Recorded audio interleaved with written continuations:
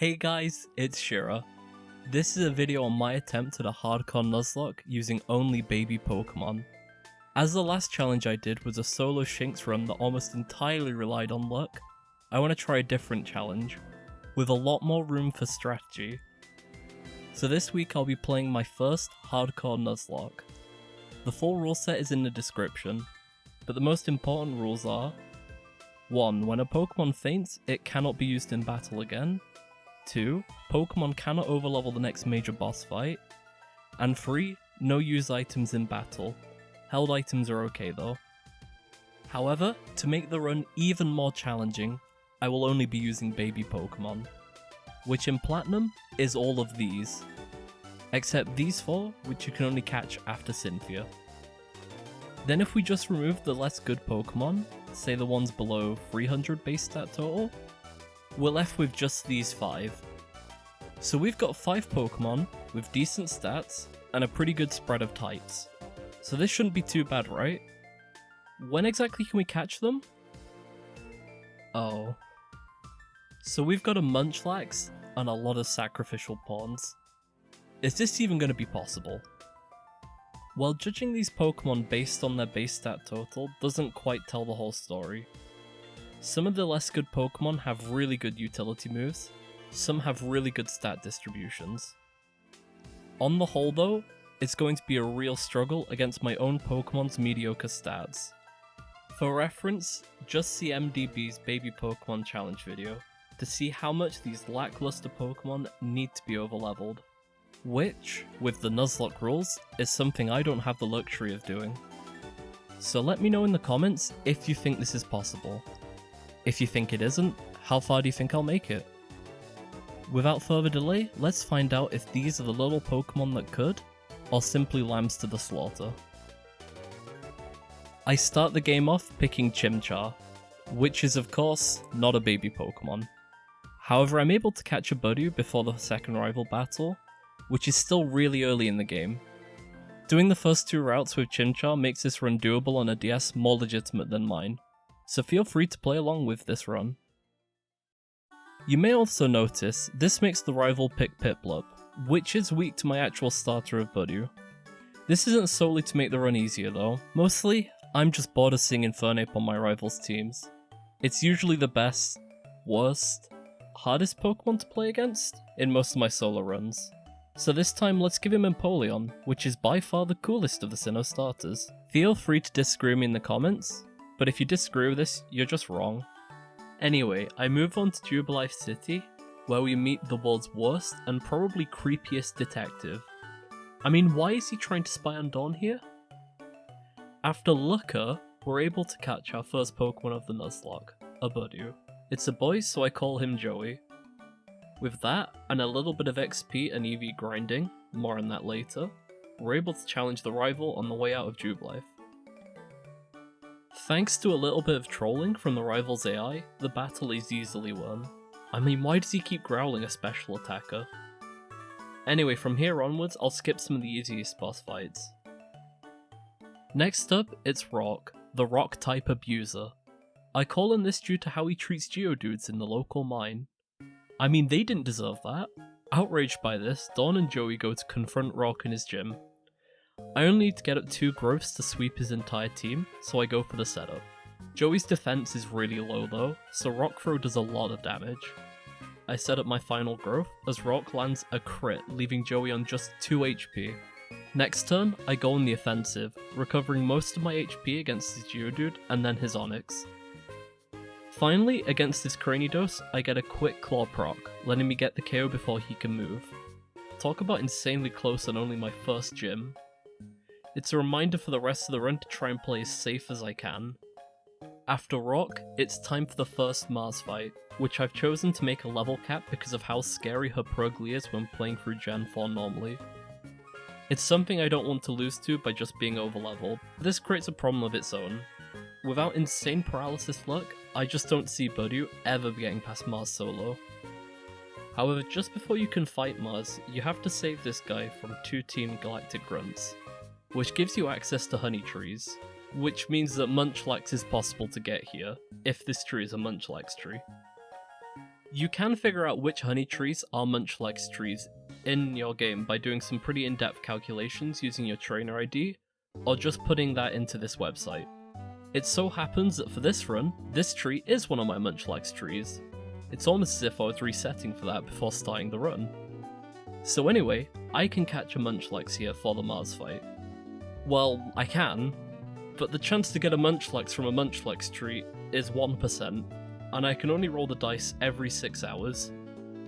I can get around that by changing the time on my 100% legitimate DS, but it would still take quite a few hours to get a Munchlax.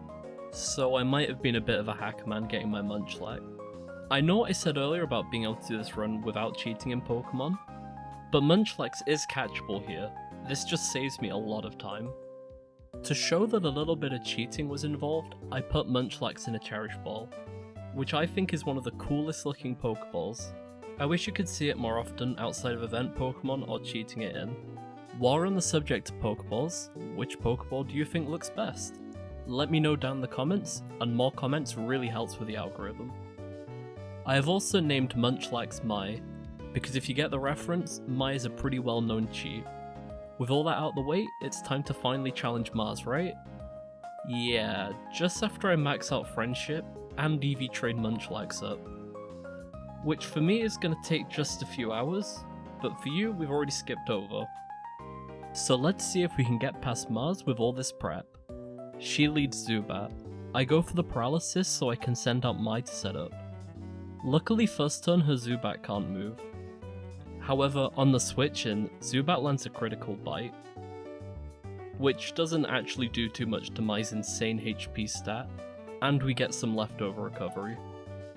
For those wondering, Munchlax have a 100% chance to be holding leftovers when caught, so it's fair to cheat in leftovers with a Munchlax.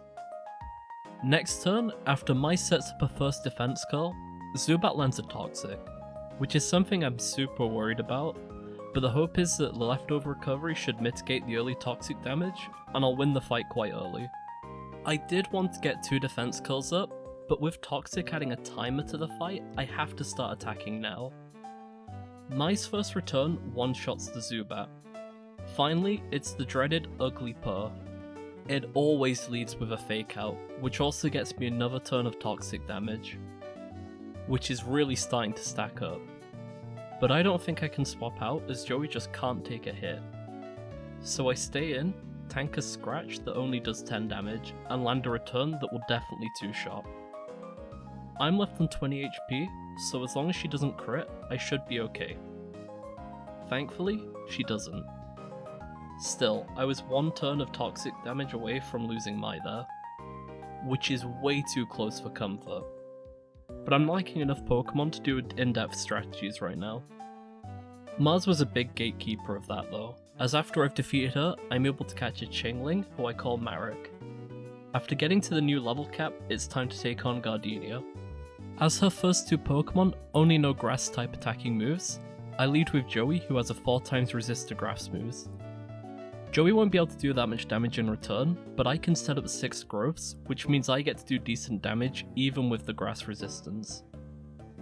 This lets me take out both her Turtwig and Cherim extremely safely, albeit extremely slowly. After Gardenia's first 2 Pokemon go down, it's time for a Roserade. This thing hits really hard for something this early, so I want to get in a paralysis before I swap out to hopefully get a few missed turns. After Joey misses stun spores 3 turns in a row, I finally land the paralysis on Roserade. After that, I swap out to Mai as Roserade misses its turn. I set up an Amnesia as Roserade misses a stun spore, then I land 2 returns as Roserade misses a final stun spore. Well, that end was insanely lucky. 1 paralysis, then 2 misses as well. Still, it feels great to be able to use strategy to make a fight as easy as it can be. After Gardenia, it's Jupiter. Her lead Zubat knows Wing Attack, so leading with Joey for the paralysis is really dangerous. So instead, I lead with Mai, and just set up defense curls. This can definitely lose to crits, as in this gen they ignore stat changes. However, my other 2 Pokemon are just too frail to stand up to Jupiter's Skunk Tank. After finally setting up my defenses, I take a crit from Zubat. It only does around 30 HP though, and due to leftovers, I heal on my non-crit turns. Finally, it's a Skunk Tank, which does like to use the high crit rate move Night Slash. However, after 3 attacks, I dodge 3 crits and take down Skunk Tank. After how the last fight went, I'm disappointed I can't fully play around crits for this one, but I haven't been punished yet. At the end of the battle, I have to deny the evolution of Mai. Baby Pokemon only means baby Pokemon. As we've now beaten Mars, I get an egg from Cynthia which contains a completely random mystery Pokemon. Let's hope it's one I can use. I'm also able to get the TM for Earthquake at this point, which is super early for such a powerful move. The mystery Pokemon hatches, and it's a Togepi. What a surprise! I named the Togepi Mokuba as I'm not expecting a whole lot out of him, but he'll probably make a good sacrifice in one of the upcoming gyms. Speaking of which, I arrive in Hearthome City, ready to take on Fantina. But before I battle her, I want to go and spend some time with my team. They're all baby Pokemon, so I imagine at least one of them is considered cute enough to go into Amity Square. Oh. I guess Game Freak just hates baby Pokemon. With that huge disappointment over, we have to deal with Fantina. She's usually super annoying, spamming sleep and confusion to ruin your run. Well, I have a plan to deal with her. She almost always will go to her Haunter after her Duskull is taken out, and her Haunter only has Shadow Claw and Sucker Punch to deal damage. So if I have a normal type out, I can set up for free on her Haunter. I lead with Joey. While not quite at the level cap, all he needs to do is take out her Duskull. So I start by landing a Paralysis, then setting up 6 growths. While setting up, I get super lucky with dodging Will-O-Wisp, so I can get all 6 growths up without taking too much damage.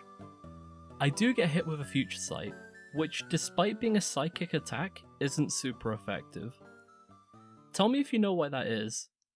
Anyway, after getting fully set up, Joey KOs her Duskull with little trouble, while also getting rid of Fantina's potion.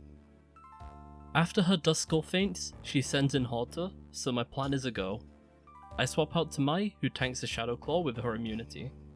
Then I can set up stockpiles and amnesias until I have max defense. The only thing Fantina can do is mildly annoy me with Hypnosis and Confusions. But with Mai's now boosted defense and leftovers, Confusion barely does anything. After getting fully set up, it's time to go on the offensive. While I only have Return as an attacking move, I have access to Odor Sleuth, which allows my normal type attacks to hit Ghost Pokemon. So after getting all this set up, a single return takes out Fantina's Haunter. Time for a final Pokemon, Mismagius. It goes first, landing a Magical Leaf. But at this point, Mai's defense is so high she heals more from leftovers than Mismagius can do damage. So this fight is a foregone conclusion at this point. Mismagius even lands a crit that only does 1/3 or so damage, so she'd need 3 back-to-back crits to take out Mai. I have to say, I'm really impressed by Mai. I know that Snorlax is a great Pokemon, but I wasn't expecting Munchlax to be this good too. I think it's really cool getting to do runs like this, and allowing Pokemon you normally wouldn't even consider using the chance to shine. Thank you so much to anyone watching. I really hope you're enjoying the video up to this point. If you are, please let me know with a like or a comment, or even a subscription. It really helps me gauge if you prefer this kind of challenge over my other solo runs. The only problem with Nuzlocke is they take a lot longer to play through than any solo run. This run alone took me around 2 weeks to complete. So if I'm going to make more of these runs, I need to see that the extra time isn't a waste. That isn't to say I'm not going to do more though, as having access to a full team is more fun for me than just using one overleveled Pokemon. Which is where you guys come in. Any suggestions on themes for teams to Nuzlocke with would be great, and more comments is always good for the algorithm. Anyway, moving on from self-promotion, it's time to fight the next rival. It's usually an easy fight, so we'll just speed past it. But then an Endeavor from Staravia takes Mai down to just 3 HP. I didn't know he had that. Oh no. I have set up extra defense here, so as long as he doesn't crit, I should be okay. And I also think playing into the crit is the only real way to play this battle out.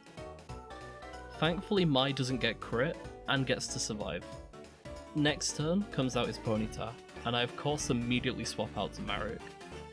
This is so I can get a few growls off to make it safe for Mokuba to swap in and use some of his support moves.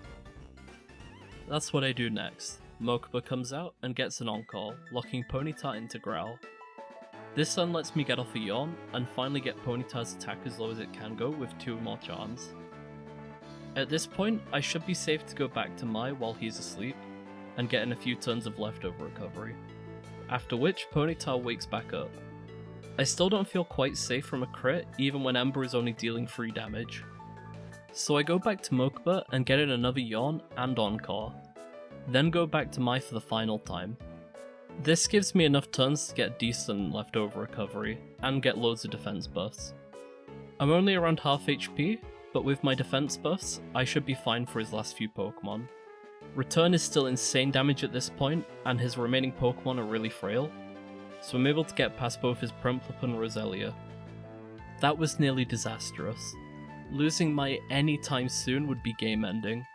My other few Pokemon just don't have good attacking moves right now.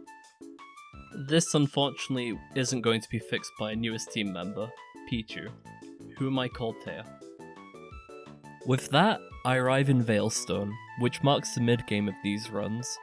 Getting access to the department store and the game corner gives me so many more moves to choose from, and it will really help improve our strategy. Most immediately is that I can get dual screens for Marek, which should allow us to safely set up Mai against any trainer. I also finally commit to having Earthquake on Mai. At this point, if we lose her, it's run over anyway, and I need Earthquake to deal with Maylene. She has lots of fighting type moves, so I need to get the Reflect up to cancel out the super effective damage dealt to Mai. For this battle, Mai needs to have a Silk Scarf equipped, which enables her return to just about one-shot Meditite, and guarantees a 2-hit KO on Maylene's Machchoke. I lead the battle with Marek to set up the Reflect and a Trick Room, which will let Mai go first. Then I swap out. Mai swaps into a Rock Tomb, which does very little damage, and slows her down, which actually makes her faster in Trick Room. Next turn, Mai goes first, and gets the KO. Next up it's Machchoke. I land another return doing a little over half, then Reflect ends. And even though I can take the KO here with Trick Room, there is no way I can take a single hit from Lucario. So it's time to swap back out to Marek. He easily tanks a Rock Tomb, but is now probably slower than Machchoke. And yep, Machchoke can go first. But he goes for Focus Energy. The potential for a crit has gone up, but we've had a free turn for Reflect. I also get the second Trick Room, and even a crit from Machchoke's strength probably isn't a KO here. I get the swap to Mai, who dodges Machchoke's Rock Tomb. 80 accuracy is basically 0 in Pokemon. Thanks to that miss, I can now finish up the battle with Mai.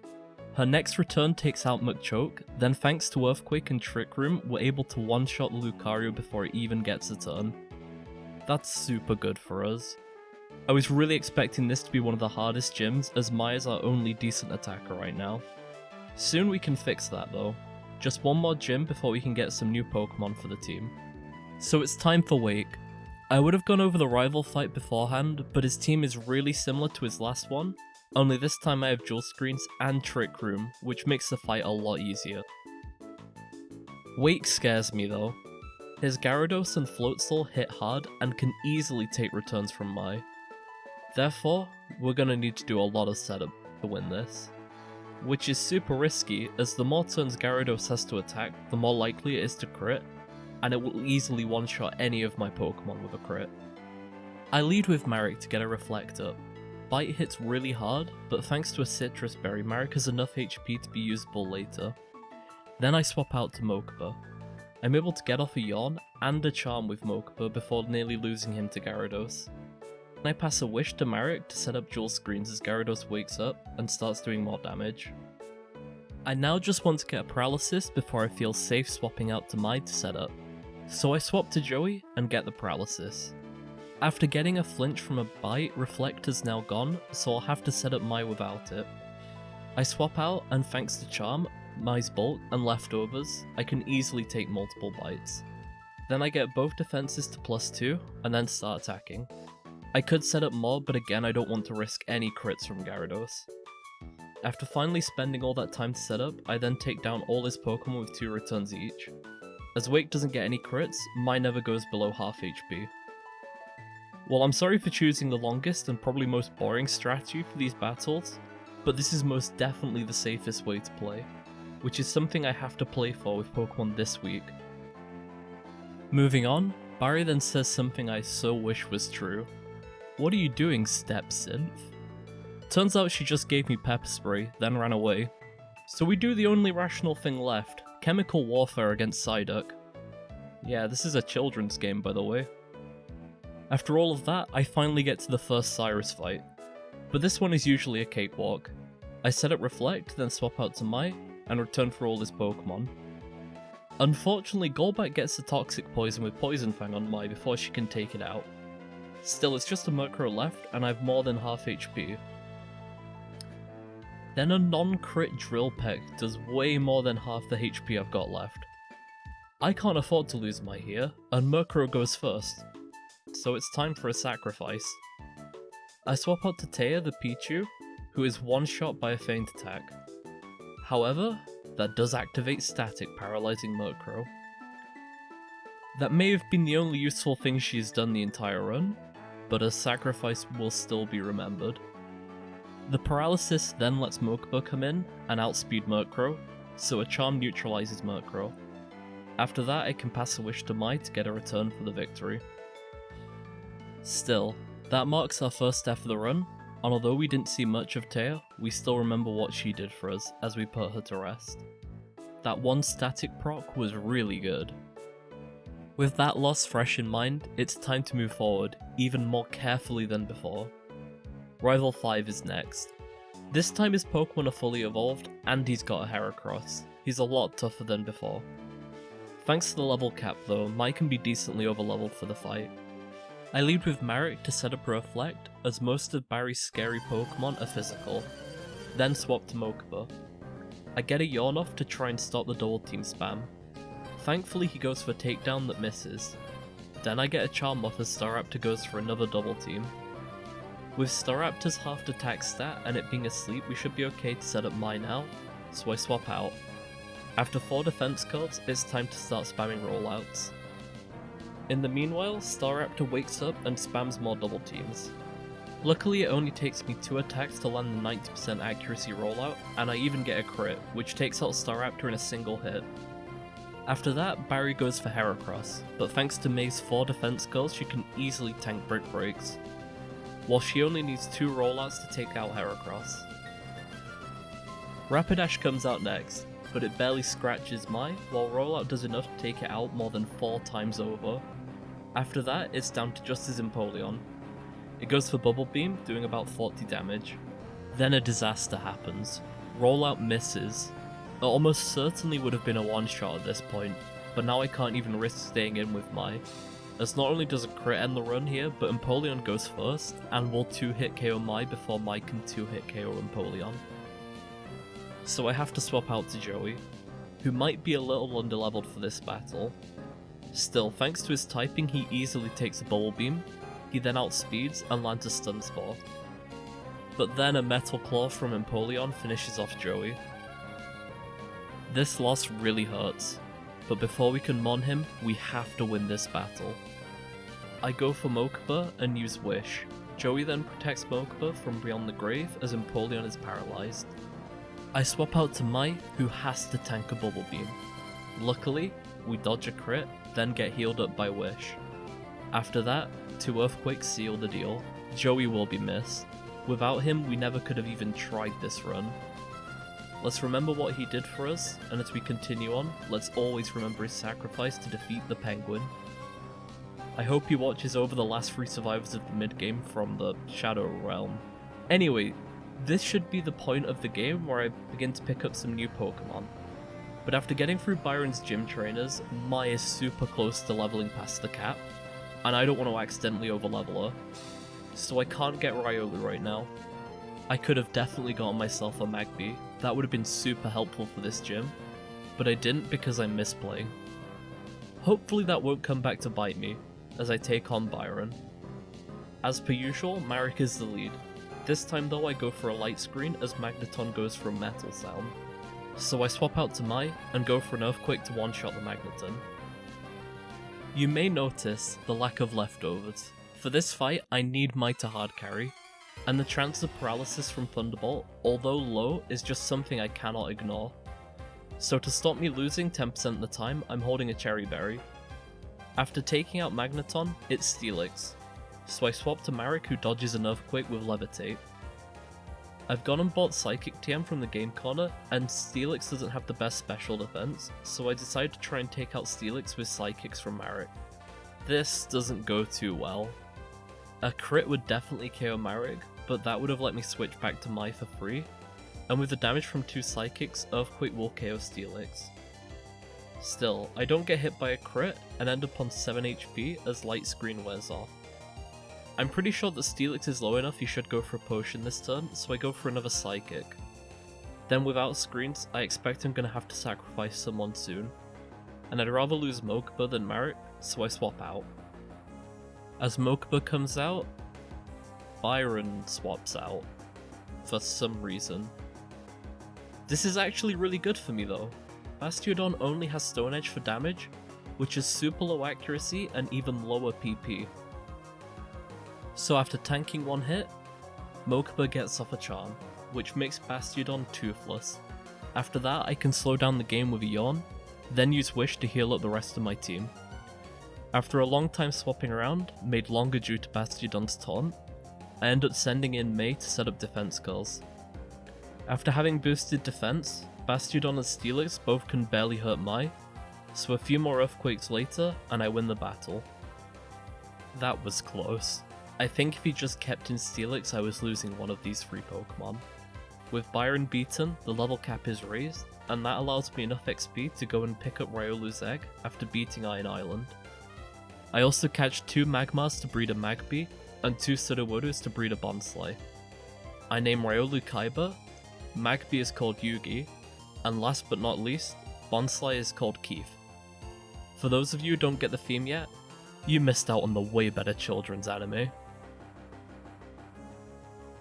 Now it's time for one of the longest parts of the run that you're not gonna see, the grind. I'm not gonna touch on this for too long, but a really big part of the time making this video was grinding. I think for future videos, I'm probably gonna cheat in rare candies, just to reduce the amount of grinding I have to do. This run alone took 2 weeks. I also wanted to find out this run how many rare candies total you'll get, if I pick up everything I can before the Elite Four. In total, I only end up with 9. Why is this relevant? Well, it does mean there's a potential, after I started the Elite Four, to then use all 9 of those rare candies to Mega Buff at one Pokemon. Or just give every Pokemon an extra level.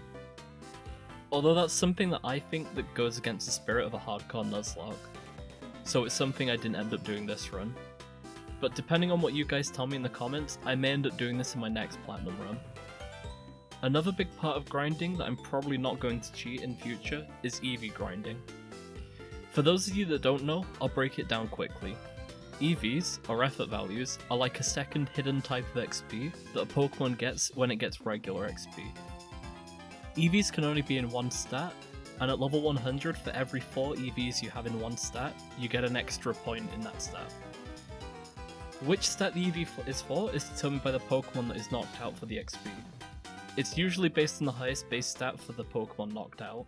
So for instance, each Bidoof you knock out gives 1 HP EV. In Gen 4, each stat can have a maximum of 255 EVs, and any Pokemon can have 510 total. Does this matter?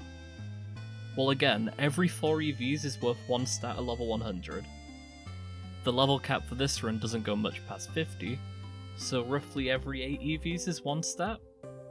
So at 252, the biggest multiple of 8, at level 50 gives roughly 32 stats. This is a lot of numbers, but what it means practically is that if you say gain 3 stats per level, that extra 32 essentially makes you 10 levels better at that 1 stat, without actually overleveling. So it makes a huge difference, especially in a run like this where my Pokemon already have really poor stats to begin with. I won't go too in depth on how I've EV trained every Pokemon I've got, but usually it's towards being as fast as it can be and hitting as hard as it can. Few exceptions, the more tanky Pokemon usually get extra EVs in defense or HP. For people who know this topic more in depth than I do, this might be missing a lot of extra context, and this rough estimate is nowhere near true in every case. But as far as single player Pokemon is concerned, this is as much as we need to know. Anyway, you may have noticed I need 252 in 2 stats, and a Bidoof only gives 1. That does mean for each of my new 3 Pokemon, I need to go and beat 504 low level Pokemon to EV train up. Yeah, that's for each Pokemon. So that was one of the biggest time sinks of this run. It's something that I can use outside tools to cheat in, but cheating always takes away something from challenge runs for me. So this is another area I want you guys to weigh in on. Cheating in EVs are only relevant in the toughest of Nuzlockes. If this was a run where I could be using fully evolved Pokemon, I probably wouldn't need to even worry about it. Do you guys think it's okay to save time by cheating in EVs? At least in runs as tough as this one. Please let me know in the comments, and I'll stick to whatever the majority decides. Anyway, that mini grinding rant was to try and make you guys experience a little bit of the pain of actually grinding up my 3 new teammates. However, with them, I now have Pokemon that can attack that aren't Mai. As a result, the next few battles are actually easy. On the way to Candice, I accidentally overlevel Mai, so I won't be able to use her for this battle. I lead with Mokba against Sneasel. I want to set up a charm to let Kaiba then set up and sweep Candice. Sneasel however lands a crit on Mokba, so I can't stay in. I wanted to get a Yawn as well for an easier setup, however with Charm it should be safe to get a Reflect up with Marit. I get up the Reflect as Marit takes a pretty big hit, but from here I should be safe to go to Kaiba and set up. I swap out, get up 2 Sword Stamps so I can one-shot all of Candice's Pokemon, then take down Sneasel. Then I double check speed stats. Turns out that Frostless is faster than Kaiba, so I can't stay in. I know it should go for a Psychic, and even a crit shouldn't KO Yugi. So of course, to save Kaiba, I swap out to Yugi. Then another 3 flamethrowers sweep Candice's entire team. I wonder if there's an easier way to do this fight, with a fire type that can one-shot and outspeed all of Candice's Pokemon. Well, I can't think of how I could have played this better. After that really sloppy fight, it's time for Cyrus 2. I lead with Marik and set up Reflect. This is beginning to feel familiar. Next I swap to Kaiba. He takes an Ice Punch that does just less than half HP. I'm only going to go for the 1 Brick Break here, as I can take at least 1 more non-crit Ice Punch. Unfortunately, his next Ice Punch isn't a crit, but it does freeze Kaiba, and leaves him on just 6 HP. I've got to swap out here, so I go to Yugi, who is once again bailing out Kaiba. It's kinda cute how it's always Yugi saving Kaiba. Cyrus goes to the Quick Attack, which triggers Flame Body on Yugi. This also halves Sneasel's attack stat, and with the Reflect up, it's not going to do any more damage. Then I take Sneasel out next turn with a Flamethrower. Next up it's Crobat. First turn I go for a Flamethrower. He goes for an Air Slash, which fortunately misses. I then check the damage that Crobat would do if it hit. We both deal about 1/3 to each other. I have another Pokemon though, where even a crit Air Slash barely does anything, so I swap out to Mai, who should be a lot safer. Then I go for the Rollout. I need to build up the power of this move so I'm able to one-shot his Honchkrow, as it hits really hard. So, I set up the power of Rollout over a few turns against his Crobat. Finally I knock it out, then Honchkrow comes out. It outspeeds and lands a Drill Peck, and just look how much damage it does, leaving Mai on only 16 HP. I'm not playing around a crit here, but Honchkrow just hits so hard it could potentially one-shot any of my other Pokemon. Again, we get quite lucky not playing around a crit, as Mai gets to return fire with Rollout, which is way more than a one-shot at this point. As we go on, I end up playing into more and more potential crit knockouts. I definitely could have played some fights better here, but we're also getting towards the end of Platinum. My Pokemon and their bad stats are really beginning to show, as most of my opponents have teams of at least 4 Pokemon that are fully evolved. Getting through that many Pokemon just better than your own tends to lead to deaths in a Nuzlocke. So this is where the real challenge begins. The end game. First, it's the Mars and Jupiter double battle. The start of which is a marathon, between Barry's useless Munchlax, both teams having dual screens up, and everyone's general lack of damage. The first two Bronzors take an age to go down, so I'll skip ahead until Barry finally swaps out to Rapidash, and we KO both Bronzors 2 turns later. Then both Mars and Jupiter go out to their races. Marek is just not gonna take 2 dark type attacks from them both here, so I've gotta swap out. So I got to Keith, and as I predicted, both opponents target me. Thanks to a crit from Skuntank, I end up being too scared to stay in with Keith, so I've gotta swap out again. This time I go up to Mai. On swap-in, I get Hypnosis, and hit with a Night Slash for half my HP. I wish either I could stop being focused for 1 turn, or that maybe Barry's Rapidash could do literally anything. I let Mai stay in for 1 turn of sleep, but she gets way too low, so I swap out to Mokuba. And the AI finally focuses on Barry's Pokemon, taking out his useless Rapidash. I go for the Charm Progly just to try and survive at this point. Kind of unfortunately here, both AIs then focus Barry, taking out his Heracross before it gets a turn. I kinda needed it to take out Progly for me here. However, Staraptor comes out next, and that gets us Intimidate. This should end up being okay then, the Pokemon aren't doing anywhere near as much damage now. Next turn I go for the Yawn on Skuntank, and as I expected, Barry goes for a close combat on Progly, one-shotting it. Mokuba takes a Flamethrower though, and another would definitely KO him. I've grown really attached to the little guy. Despite him having no attacking moves, I don't want to lose him here. So I've got 1 spot left with decent HP, Marek. Only as we swap out, Marek is hit by a Poison Jab from Skuntank. And even with the attack drop from Intimidate, we take a lot of damage. Now there isn't anyone to swap out to with more HP, but Skuntank is asleep, so I'm not too worried. I go for a Psychic on Golbat, who then outspeeds Marek, and takes him out with a Bite. This one really sucks. With Marek's death we lose Trick Room, which was going to be a big part of my strategy for Cyrus and Cynthia, and we still have to deal with this double battle, with most of my Pokemon on red health. I go for the Ice Punch on Golbat and pray.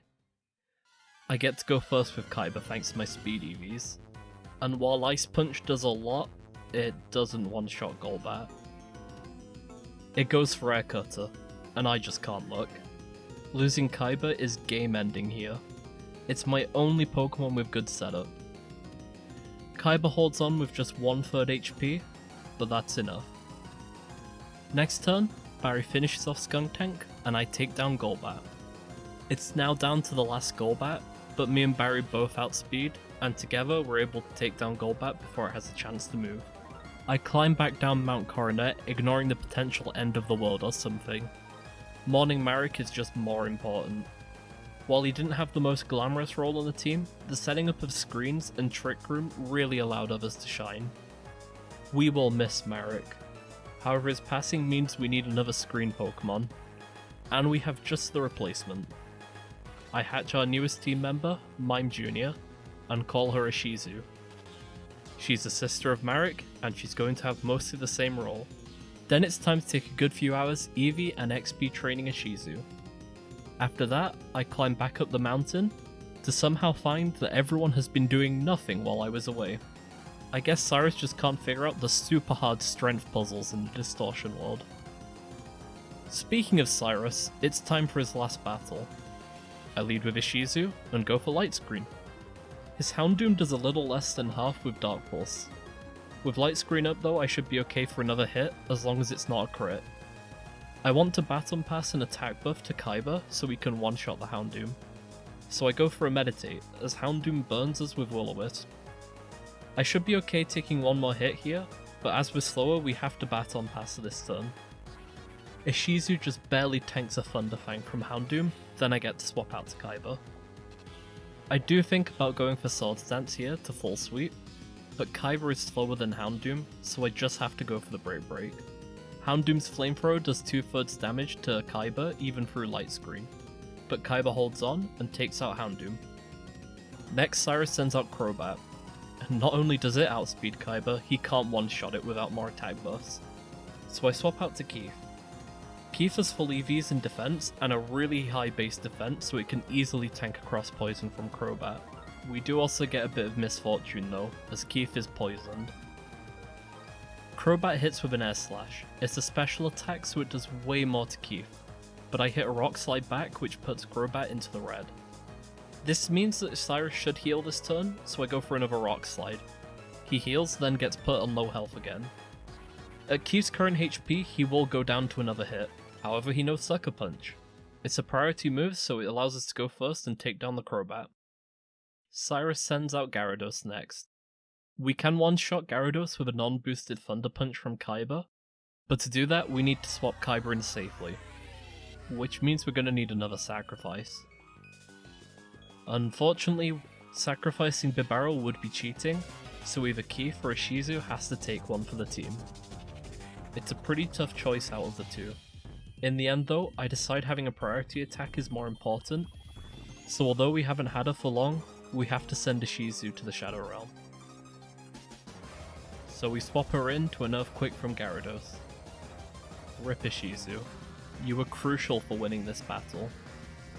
Ishizu's sacrifice lets Kaiba come out. He outspeeds Gyarados and gets the one-shot with Thunder Punch. Cyrus's Honchkrow is next. It hits really hard physically, so we have to swap out here. I go to Mai, and get really lucky as Honchkrow goes for the Psychic on the swap, which Mai can easily tank. He could have easily gone for the Drill Peck here. Honchkrow goes again, this time going for the Drill Peck, which does way more than half HP to Mai, as we land a return. Honchkrow is now a one-shot for a decently strong attack, but Mai will be outsped, and no one on the team can take a Drill Peck well. So it's time for another sacrifice. Out of all the Pokemon on low HP for the remainder of the run, I think Mai will be the least useful. With Heavy Heart, I go for another return and leave her to her fate. Mai is outsped and taken out. She will be missed, but first, she must be avenged. I go into Yugi and go for Flamethrower, eager to make sure my sacrifice wasn't in vain. Yugi lands a crit. That was for Mai. Last up for Cyrus, it's Weavile. Weavile goes first and hits Fake Out, which triggers Yugi's Flame Body, burning Weavile. With Burn's attack drop, Yugi is now safe from anything but a crit. We're locked into Flamethrower from choice specs, but it will definitely KO here. So I play into the crit and go for the attack. Night Slash lands, and doesn't crit, so Yugi can take out Weavile. That fight was a massacre though. I can't believe we lost to Shizu so soon, or Mai after so long. However, there's still one obstacle between me and giving the proper send-off to the Fallen. Giratina, Pokemon Satan. One of the absolute best Pokemon in the Uber tier of this gen. This is going to be a really hard fight to get past with the 3 Pokemon we have left. Shadow Force can one-shot everyone except Keith. And if we lose everyone here, they're all going to be stuck in the literal Pokemon Shadow Realm. We have to keep on going though, or else our recent sacrifices will be for nothing. So filled with determination, we challenge Giratina to a duel. After that super close battle, we can finally go and say our goodbyes to Mai and Ishizu. It's painful to lose some of the best Pokemon we have so close to the end of the game. And not to ignore Ishizu, it's especially hard to lose Mai. She was instrumental to this run. Without her, there's no way we ever make it this far. In fact, without a Munchlax, I doubt there's any point even trying this challenge. They will both be missed. After filling up the box with the corpses of more dead babies, that doesn't quite sound right. We move on to look for some replacements. So, we catch a Mantike on Route 223 and call her Serenity.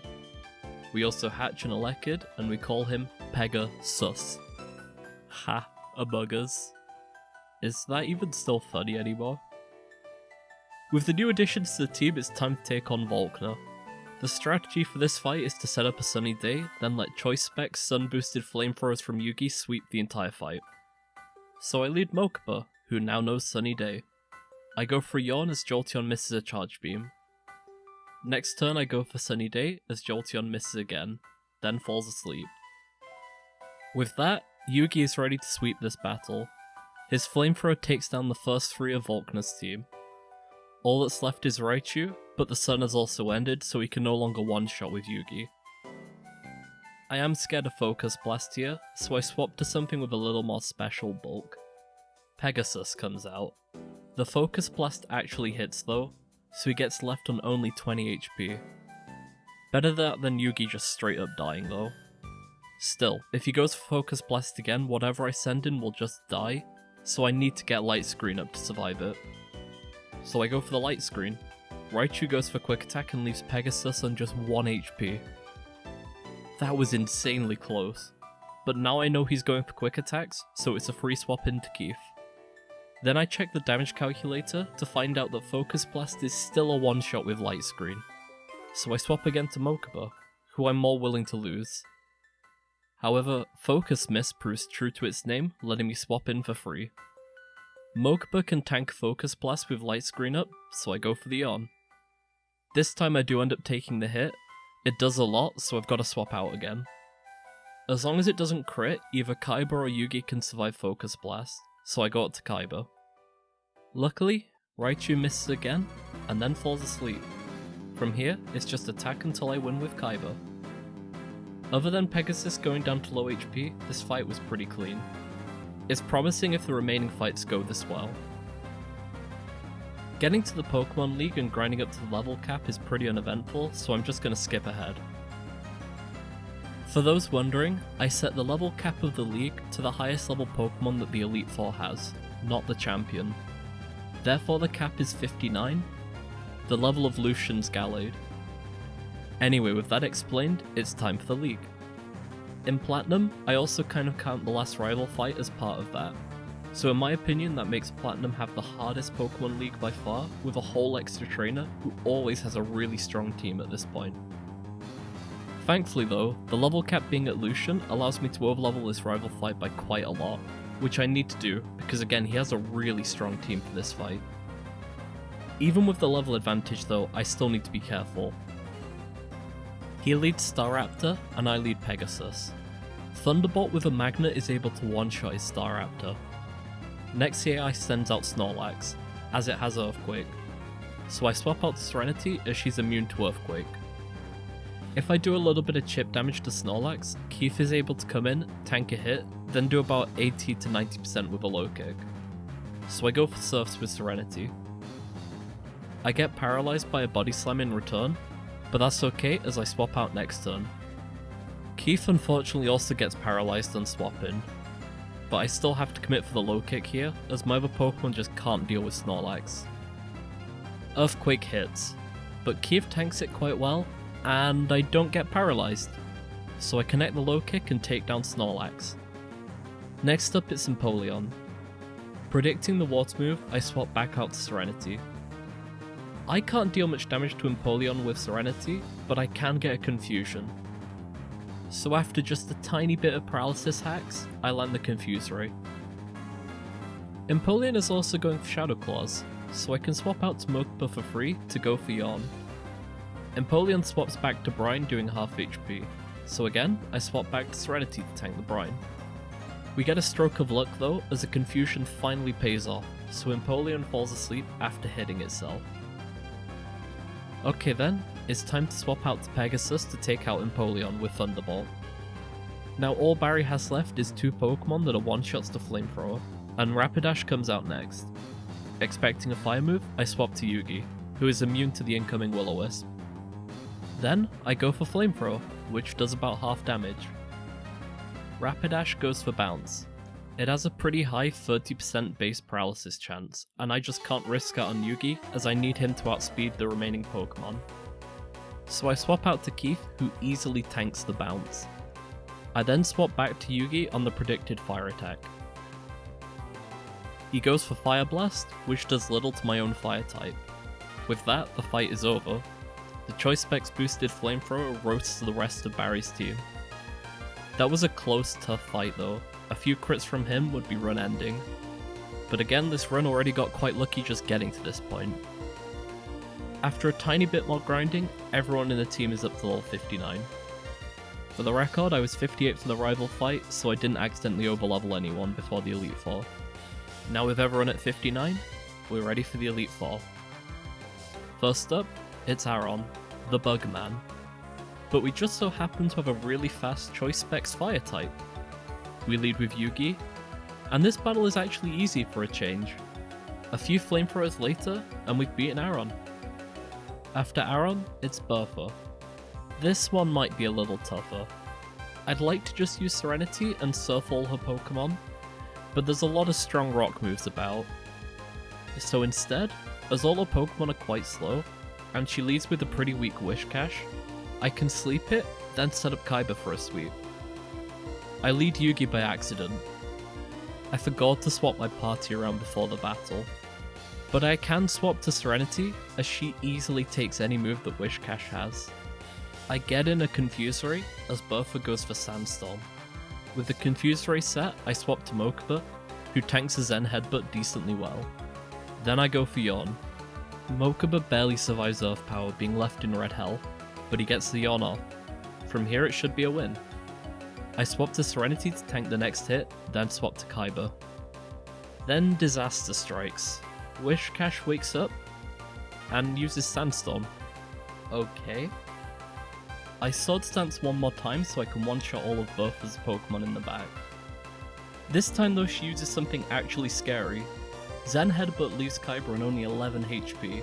However, as she let me get one more Sword Stance in for free, the fight is over. At this point I can one-shot all of her Pokemon and outspeed all of them. The only thing that might have been an issue was the low health and Sandstorm chip damage. But I taught Kaiba Drain Punch before this fight, so after taking out Wish Cache, I'm pretty much full health again.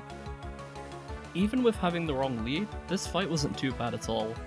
I'm super impressed by Mokuba as well. I got him super early, and despite his lack of attacking moves, he always seems to be useful in these fights. I guess Yawn is just broken in Nuzlocke. He's also just the right amount of tanky. He always seems to take the one hit when we need him to. When I first got him, I honestly thought he'd just be a sacrifice, but look how useful he's been for this run. While it might not be as obvious, I'd say he's been just as useful as Mai for the whole run. Why am I saying this just before Flint? Well, Flint is gonna be really tough.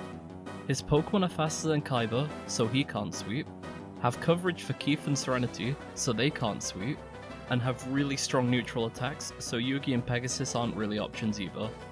If no one can do a clean sweep, then it's going to be up to Mokuba to be the glue of this team, and hard carry us to the win with just his support moves. I need to get rid of Infernape. At that point, Keith should be okay to deal with the rest of Flint's team. I lead with Mokuba. Houndoom goes for Flamethrower, leaving Mokuba really low, but I managed to set up the rain. This paves the way for Serenity to come out next turn, easily tanking a Sludge Bomb. Thanks to Rain, Serenity's Swift Swim is activated, so she is faster than Houndoom, and with the Rain boost, she's able to one-shot it. Next up is Infernape, but it knows Thunder Punch, and is still faster than Serenity even with the Swift Swim. So it's time to swap out. I go to Pegasus. My strategy for Infernape isn't brilliant. I have to hope for a static proc by having Pegasus tanking Thunder Punches. Then when Pegasus is out, Infernape will go for an Earthquake, so I can pivot back to Serenity, which makes him go for Thunder Punch again. I keep swapping back and forth, but this takes a toll on Pegasus' HP. He's down low, but he can tank a Thunder Punch with 40 HP. So one more attempt before I try something else. Pegasus comes out, Infernape lands a crit. Playing into crit has finally punished me. But then, in his dying moments, Static activates. In his final moments, Pegasus gave us the key to winning this battle. With Paralysis, Infernape is now slower than Yugi, who comes out and lands a Psychic, taking down the Fire Monkey. After Infernape, Flint goes for Flareon, who does mostly physical attacks, which Keith can easily deal with. I swap out, and Flareon, scared of Keith's impressive defenses, goes for Will-O-Wisp, which misses. Keith doesn't miss his Rock Slide though, which is a one-shot. Next out is Rapidash. It goes for a Flare Blitz that barely tickles Keith, who again one-shots with Rock Slide. Now onto Flint's last Pokemon, Magmortar. He goes for Thunderbolt. Keith, with his weak special defense, only just hangs on. He lands a Rock Slide, and Magmortar just barely survives on a Sliver, but then heals up with a Berry. Keith then shows us just how useful priority moves are. I go for Sucker Punch, going first and taking down Magmortar. I can't believe this. Just 2 trainers left. Thank you so much for making the sacrifice, Pegasus. Thanks to you, we might just win this challenge. Next up, it's Lucian. Despite being the last trainer in the Pokemon League, he's usually one of the easier ones. It's quite easy to set up a sweep on his Mr. Mime. Only our setup sweeper is a Riolu, who can't take a single Psychic move from any of Lucian's Pokemon. We do have Sucker Punch on Keith, a pretty hard-hitting priority Dark move, but Keith just can't take special hits. I also can't learn much coverage for this fight, so we're just gonna have to pray we can squeak by without losing anyone. I lead with Mokuba. I go for Light Screen, then for Yawn. The whole strategy is to set up for Kaiba. Meanwhile, Mr. Mime sets up a Reflect, then hits Psychic. After Yawn lands, I play quite risky swapping into Kaiba. However, it's pretty likely that Mr. Mime does go for the Light Screen here, and with my own Light Screen, only a crit is lethal. Kaiba comes in for free as Mr. Mime starts snoozing, so I go for 2 Sword Stands, 1 extra to offset the Reflect. After the setup, a Shadow Claw takes down Mr. Mime. Next out is Espeon, who outspeeds Kaiba, so it's time to swap out to Serenity. Serenity is a special tank with insane special defense, so she can easily take a Psychic on switch in, and Lucian's Light Screen wears off. So I go for Surf, and deal maybe a quarter? We tank 1 more Psychic, then our Light Screen goes down. This isn't looking good. 1 more turn in confirms my suspicions. Serenity will not take out Espeon, especially after the special defense drop. If my special tank can't take these Psychics, no one can. So to deal with Espeon, I need a clean switch to Yugi or Keith. To get a clean switch, someone has to lay down their life. Serenity, I don't see you helping with Cynthia. You got this. Serenity attacks, gets outsped, and goes down. We're down to just 4 Pokemon. Her sacrifice does let Keith come out, and with a Sucker Punch, Espeon is history. Next up is Bronzong, but with his pretty low damage, it's a safe swap to Yugi, who easily gets the KO with Flamethrower on the following turn. Next out, it's Gallade. It's another Pokemon we just can't deal with well. Sucker Punch is only neutral against it, Mokuba can't attack, and Kaiba here is suicidal. So we've one choice. Hope Yugi's Flamethrower is enough. I go for the attack. Yugi gets a crit. I don't believe it. Have we done it? Is Lucian's team beaten? No. Alakazam is last. He doesn't go down to a Flamethrower, and while Sucker Punch is a guaranteed one-shot, Keith has a 1/3 chance to just die to Psychic on swap-in. If we lose Keith, we can't possibly beat Alakazam. So despite Yugi's heroic crit, he's also going to have a heroic death. I go for Flamethrower 1 last time. I go first and only do 2/3. Yugi is then taken out. This lets us get the clean swap to Keith, land the Sucker Punch, and then move on to Cynthia, albeit at a heavy price. My team is now in shambles, but I have a plan. I learn Captivate with Mokuba. If I can get enough special attack drops, Kaiba should be able to come in, set up, then sweep. Unfortunately, Keith has no part to play in this battle. He can't learn any helpful support moves, and no way can he take on any of Cynthia's Pokemon. So, armed with a plan, we enter Cynthia's dungeon, and cue the music. I lead with Mokuba. He's able to get 2 Captivates and Spiritomb before going down to a Psychic. I send out Kaiba, get a Sword Stance up, then get hit by Psychic, for more than half Kaiba's HP. We can't take out Spiritomb without 3 Sword Stands. As I said earlier, Keith is useless in this battle. so it's probably game over. Despite knowing it's over, I play it out. I go for an Ice Punch, which freezes Spiritomb. We somehow actually have a chance. I go for a Substitute next turn. I'll need it to take down his Garchomp, which outspeeds me. But Spiritomb immediately falls out, then breaks Substitute, and that dashes any chance of victory we had. Spiritomb proceeds to KO both Kyber and Keith. In the end, I wasn't able to beat this challenge, but we gave it a really good try. I honestly didn't think we'd get past Wake or Maylene, let alone Cyrus free.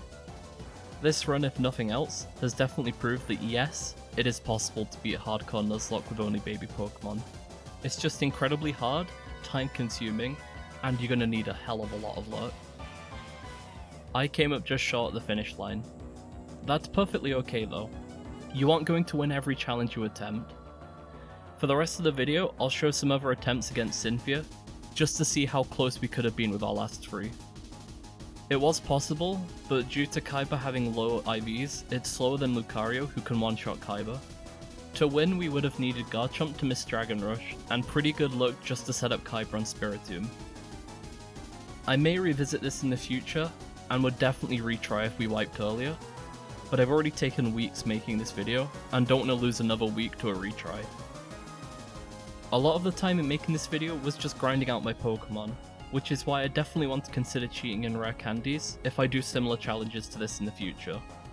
Which is something I really want to do. It's a whole lot of fun being able to come up with strategies for a battle that involve multiple Pokemon. Not that I'm going to be stopping solo runs anytime soon, I've already got another few recorded, being played and planned. However, I will always try to prioritize the challenges that the comments suggest, as I know that's something that you guys are actually wanting. So please, if you have any ideas, suggest something in the comments. If this is the first video you've seen of mine, please consider checking out my other challenge runs or subscribing. Thank you so much for watching. It means a lot to me I can create something that someone enjoys. With that, here's a hint for the next solo run. And with that, have a great rest of your day.